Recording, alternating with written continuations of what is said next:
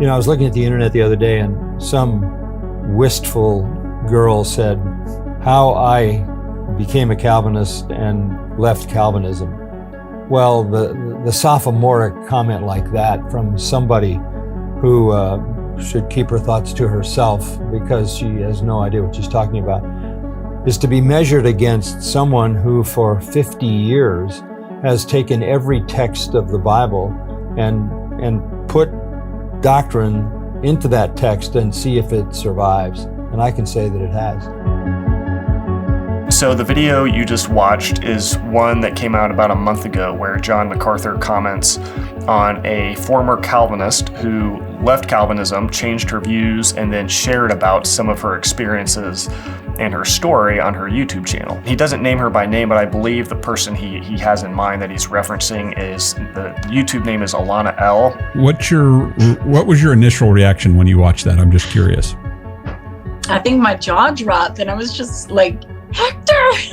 Like calling my husband. You need to see this. Could this possibly be me?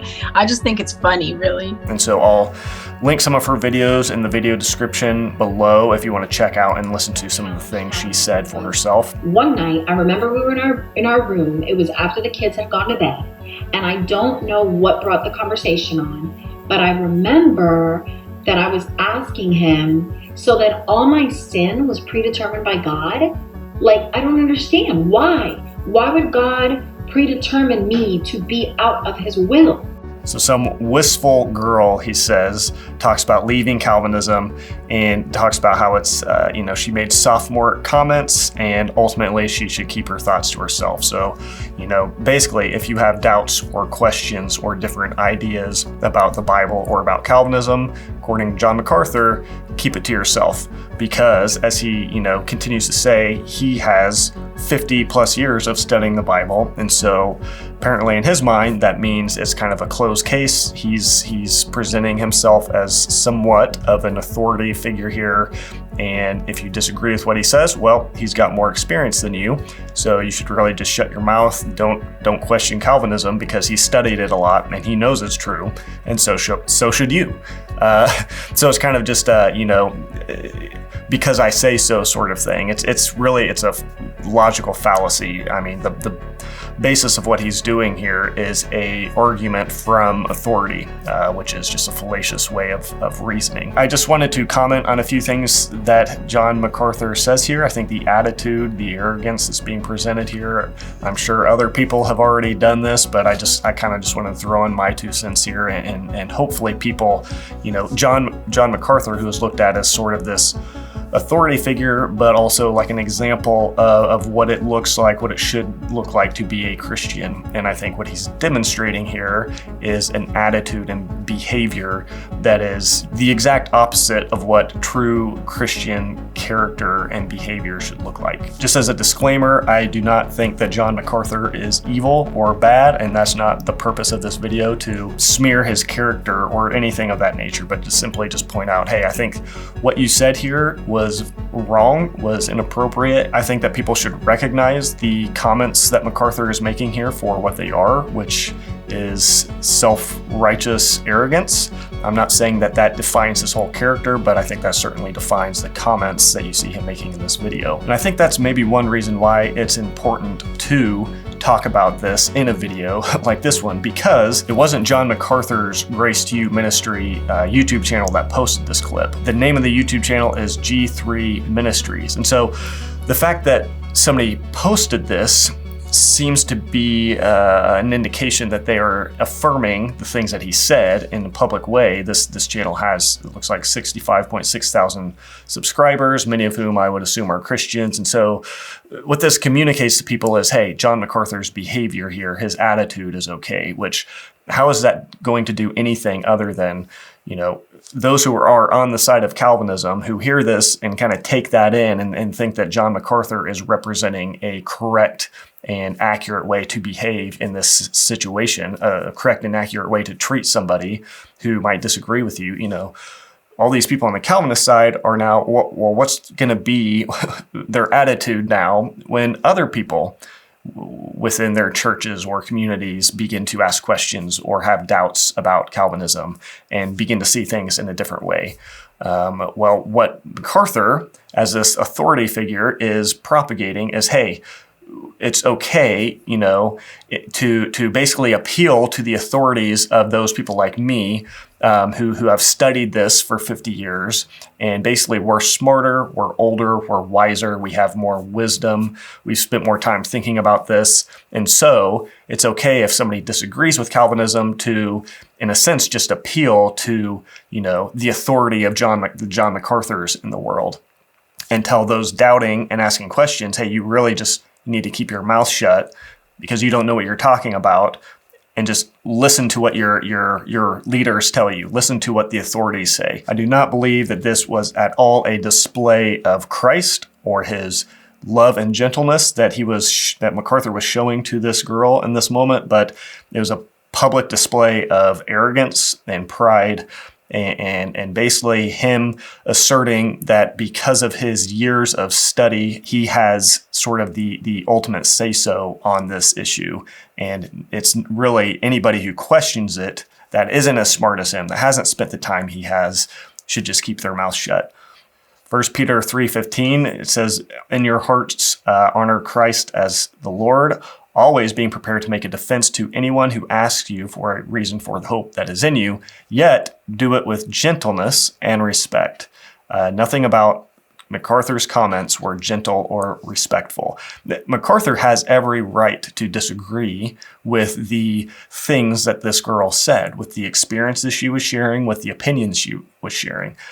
But he does not have the right, especially as one who is supposedly a Christian, an example of a Christian leader, what they should be. He does not have a right to treat this girl with abrasiveness and rudeness and condescension. And he doesn't have any right to tell her to keep her mouth shut and not share her experiences. 2 Timothy 2:24, the Lord's servant must not be quarrelsome, but kind to everyone, able to teach, patiently enduring evil. And then in 25, he says he must gently reprove those who oppose him. Gently reprove. Why, MacArthur, as a leader, would you tell her to keep her mouth shut? Why not gently say, hey, I see that you've got some questions. I see that you've got maybe some issues, some hurts, some things you're struggled with here in the past. I would like to hear about those. And I'm not going to assume that you're evil and stupid and have nothing worth saying. I want to gently listen to you and hear your side of the story here. I think that would have been an appropriate response rather than just immediately dismissing her. And then, of course, it goes without saying, 1 Corinthians 13, if I speak in the tongues of men and angels but have not love, I'm a noisy gong or clanging cymbal. John MacArthur, if he has all prophetic powers and if he truly does understand all mysteries concerning Calvinism and God's sovereignty and has all knowledge, he has all faith to remove mountains, but has not love, he is nothing. And so this, again, I'm not applying this to John MacArthur's character as a whole. I'm looking at, this is a public video where he made public statements, and I think publicly displayed a lack of love and a lack of what it should really look like for a person in his position to respond to a girl in the position she's in. I do not see love being displayed in how, in nothing that John MacArthur says do I see that he was thinking about this woman with love and gentleness and respect. So another thing that watching this video immediately made me think of was John 7. So there's this little section here I just want to read through real quick and then see if maybe we can see some similarities to the attitude and kind of state of mind that MacArthur is displaying in this video. So starting in 45, the officers then came to the chief priests and Pharisees who said to them, why did you not bring him? The officers answered, no one ever spoke like this man. So these officers were having some doubt about the things that the Pharisees were maybe concluding about Jesus. They were deviating from that, thinking differently.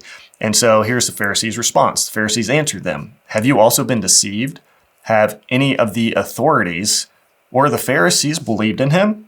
So basically, look, look at all these guys these are the guys who know the Bible. These are the authorities because they spent years studying. So they are the biblical authorities who know, they're the arbiters of truth. They know right from wrong because they are the wise, the aged, the learned. They're the ones who have got the seminary degrees and whatnot. And he's saying, have any of them believed in Jesus? Have any of them doubted Calvinism? So, you're deceived. And then they even go on in 49 and said, but this crowd that does not know the law is accursed. Maybe I'm reading things into this, but I would say that there's some similarities in behavioral patterns going on here. The Pharisees saw people not staying in line with the thought processes they had about Jesus and Scripture. And so they appealed to authority and said, look, the authorities don't believe what you're saying. So why are you? And then they said the crowd, the crowd that was also deviating, they're accursed. So it's like, hey, the authorities don't think what you think. We've spent a lot more time studying the Scriptures. We know who the Messiah is and who he's not. And we haven't believed in him, so you shouldn't. And if you do, you're deceived. And this crowd who doesn't know anything compared to us, they're accursed, and they should just keep their mouths shut and listen to what we say, because we are the arbiters of truth. So all of this is just this arrogant, prideful, self-righteous appeal to, authority. And I'm not calling John MacArthur a Pharisee. Again, I'm not applying this to his entire character or ministry. I am focused in on this one video, this one moment where he said this. Now, maybe this reflects a more serious issue within him. That's another discussion. That's not my point here. I just think in this video, he's obviously displaying, in my opinion, some behavior that is eerily similar to what I'm seeing here in John 7. So historically speaking, age and authority amounts to precisely nothing when it comes to understanding biblical revelation. Age and authority and, seminary degrees, I'm not downplaying those things. I'm not saying they're not important or insignificant, but they're not equivalent to truth, and they're not equivalent to being arbiters of truth. And if that were the case, then, to put it simply, the Reformation was kind of a massive mistake, because it was a going against the religious authorities and the established sort of understanding of the Bible and Scriptures of that day. So I just think that it's just appealing to authority, as John MacArthur is basically doing here, it just doesn't work on so many levels. Lastly, I think perhaps the most striking thing to me about these comments from John MacArthur comes from verses like this. So Matthew 11:25, where it says, Jesus says, I thank you, Father, Lord of heaven and earth, that you have hidden these things from the wise and understanding, or the NIV says the wise and the learned. You've hidden these things from maybe you could think of it this way. You've hidden these things from those who think that their 50 years of learning and studying have given them some sort of authority over other people when it comes to knowing God's truth. He says, actually, Father, Lord of heaven, he has hidden these things from the wise and understanding and revealed them to little children, to basically the ignorant people, right? The ones who don't necessarily have the years of degrees in studying. A principle of the New Testament is 1 Corinthians 26. For consider your calling, brothers, not many of you were wise according to worldly standards. Not many were powerful, not many were of noble birth, but God chose what is foolish in the world to shame the wise. God chose what is weak in the world to shame the strong. God chose what is low and despised in the world, even things that are not, to bring to nothing the things that are. So God chose the absence of, having, in some cases, I would say even seminary degrees and decades long of studying a thing. He hasn't necessarily chosen that to be the ones to whom he reveals the secrets and the mysteries of the Bible. I'm not saying that those people, cannot know the Bible or understand things. But I'm just saying there's this principle here that John MacArthur in his statement seems to be blatantly ignorant of, or just, I don't think at all he's ignorant of this, but I don't understand why he's not calling this thing to mind, that his 50 years of studying does not amount to, him being in a position where God will most definitely focus on him and others like him as the ones to whom really understand the Bible. I would say in this scenario, is it the wistful girl, as he calls her, or is it the aged scholar, as he is, who is the weak and foolish thing? I think clearly in the scenario, MacArthur has placed himself by his boasting of 50 years experience on the wrong end of both Jesus's and Paul's teachings about these things. The teachings that God is pleased to reveal these things, not to the strong, the theologically strong, and those who have years and years of studying and practice and experience. Again, I'm not saying he doesn't do that, reveal that to them, but there's a certain sense in which God is pleased to reveal things to the ignorant, to the foolish, to the weak, to those who by, our human reasoning look like, oh, that person hasn't spent as much time, he doesn't have as much, as many degrees, therefore he must not have as much biblical revelation as me. I think that is just such a worldly perspective on that scenario. Strength does not amount to biblical revelation because God has chosen the weak, the lowly, the despised things, the things that are not, the lack of 50 years of studying, to bring to nothing the things that are, the 50 years of studying. I'm not saying that this, proves anything, that this disproves Calvinism or proves, non-Calvinism. All I'm saying is I think this is something worth considering when you hear a leader like MacArthur make statements like this, and then you think about biblical principles like this. I would say that, Alana L., if that is, which I think very likely she is the one being referred to, I would say she would be in the category, in this scenario, John MacArthur, even by his boasting, has placed himself in the category of being the strong, the wise. And that would put Alana L. in the winning category, the one to whom, more likely God is actually wanting to reveal things to, because she's in a more humble position. And whereas MacArthur is thinking that by his 50 years of studying, he somehow has the upper hand and is an ultimate authority. And all this, I'm not saying that studying for 50 years is bad. I'm not saying that studying for 50 years will get you nowhere or there's not value in those things. I hope you don't misunderstand that I'm saying anything like that. Just simply that there are some biblical principles that I think can and should be applied to the things that MacArthur is saying here. Verse 28, he says, God chose what is low and despised in the world, even the things that are not, to bring to nothing things that are, so that no human might boast in the presence of God. So just listen to his comments one more time, and you just honestly evaluate what he says, his attitude for yourself, and see if you think it would fit into the category of boasting. I was looking at the internet the other day, and some wistful girl said, how I became a Calvinist and left Calvinism.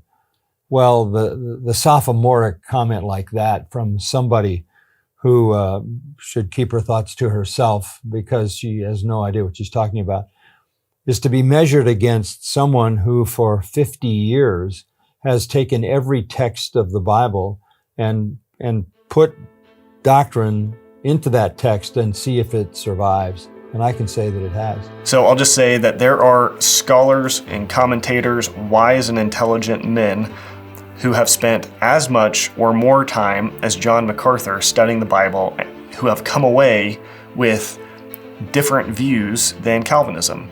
And so when John simply appeals to the amount of time he studied as if that somehow demonstrates the truthfulness of Calvinism, it's just fallacious, and it demonstrates nothing. All that proves, or should remind us of, is that throughout church history, smart men, intelligent men who have spent years studying the Bible have come away with different views about it. That's all that is demonstrated by John MacArthur's appeal to his 50 years of studying the Bible. And so this video of John MacArthur was publicly posted, seemingly as an affirmation saying this sort of behavior from Christian leaders is okay.